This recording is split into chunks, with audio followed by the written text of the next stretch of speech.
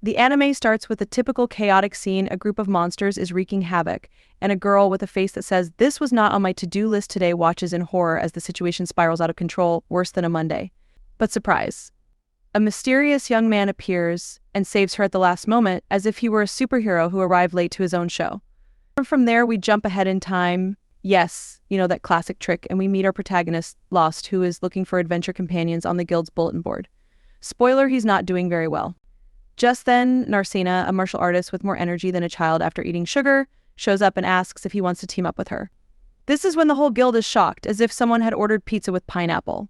Lost, trying not to seem like a complete disaster, mentions that he is a healer. Well, sort of. Suddenly, the guild receptionist, Amherst, comes running in as if Lost had just set off a fire alarm. She introduces herself and without any filter warns Narcina not to even think about teaming up with that guy, because Lost is basically the king of uselessness. Great, right? That's starting off on the wrong foot. Amherst tells her that Lost can only use a basic healing spell and that he is an orphan from the labyrinth. That sounds very dramatic, but seriously, it's sadder than epic. Additionally, he can't use area spells or high-level ones, so the whole package. To top it off, the receptionist spills the tea that Lost was part of a group called the Lightning Blades, but was kicked out for being as useful as a broken umbrella. Amherst, always so direct, tells Narcina that if she teams up with Lost, with her budget face, she's going to end up sleeping on the street. What a way to call her poor. Although Narcina, with all style, shows that she has enough money. Amherst, scared that someone will rob her in this city full of adventurers less holy than a two-tailed cat, suggests that she shouldn't flaunt her wealth like that.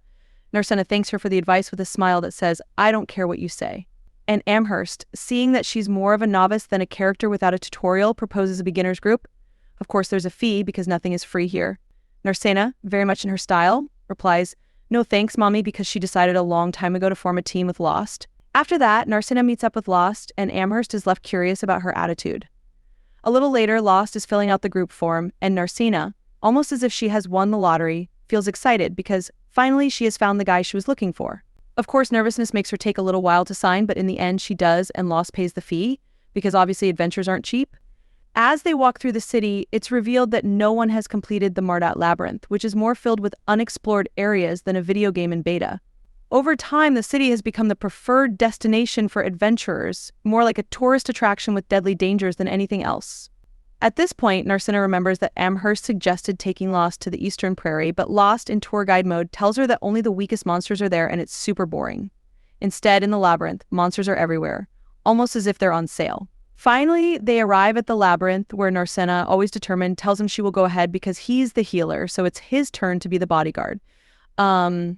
Lost, doubtful, wonders if he can really fight, but he doesn't have much time to think about it because Narcina takes care of the goblins in the blink of an eye.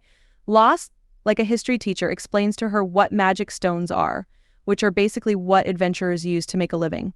Narcina, curious, asks what the guild does with them, and Lost, in encyclopedia mode, tells her they are imbued with magic and have many uses, although the ones from goblins aren't worth much. At least they can pay for the night's accommodation. As expected, Narcina wants to delve deeper into the dungeon because her energy never runs out. As they move forward, Lost stops her just before she steps on a trap. Narcina, looking surprised, asks how he knew, and he modestly replies that the block was slightly different from the others. Narcina, impressed, tells him that's thief work, not healer work, but Lost, in his "I'm more interesting than I seem" mode, explains that he's been an adventurer for a long time, so he has a bit of everything. After walking for a while, our heroes come across something unexpected: an orc. A mid-level monster, and such a rare sight in those depths of the labyrinth that it probably has better things to do. Narcina, somewhat nervous, asks Lost if it would be better to run away like they've seen their ex.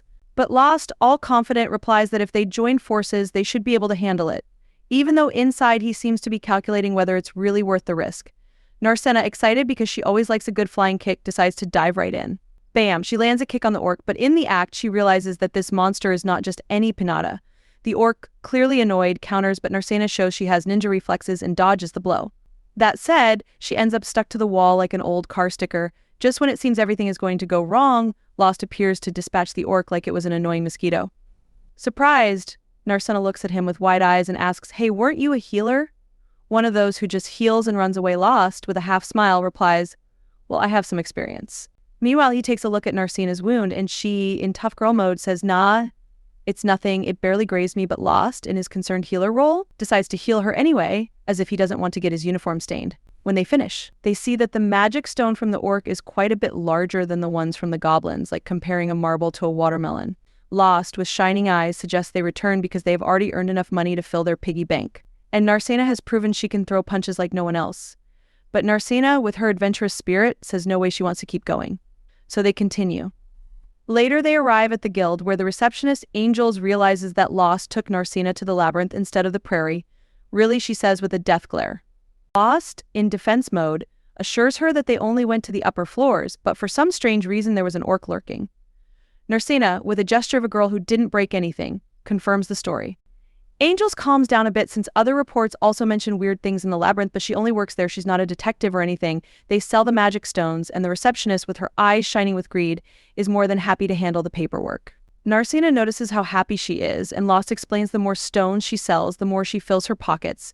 It almost seems like we're paying her to smile. Lost is surprised to see how much money they made, as half of what they have is 10 times more than he used to earn. However, right after that you see him sunk in depression. Narcena, curious, asks him what's wrong, and Amherst drops the bomb in his old group. Lightning blades, they scammed him all the time. Narcena, angry like a wet cat, asks why the guild didn't do anything, and Lost tells her that intervening costs money.